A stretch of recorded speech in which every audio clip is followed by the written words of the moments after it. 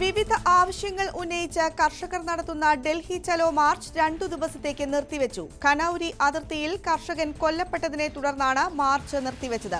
പോലീസുമായുണ്ടായ ഏറ്റുമുട്ടലിലാണ് പഞ്ചാബിൽ നിന്നുള്ള കർഷകൻ ശുഭ്കരൺ സിംഗ് കൊല്ലപ്പെട്ടത്. ഭാവി പരിപാടികൾ നാളെ പ്രഖ്യാപിക്കുമെന്നും അതുവരെ അതിർത്തിയിൽ തുടരുമെന്നും കർഷക നേതാക്കൾ അറിയിച്ചു. യുവ കർഷകൻ മരിച്ചതിൽ കേന്ദ്ര സർക്കാരിനെ വിമർശിച്ച് കോൺഗ്രസ് നേതാവ് രാഹുൽ ഗാന്ധി. പ്രധാനമന്ത്രി നരേന്ദ്രമോദിയുടെ അഹങ്കാരം കാരണമാണ് കർഷകൻ മരിച്ചതെന്നാണ് രാഹുലിന്റെ ആരോപണം.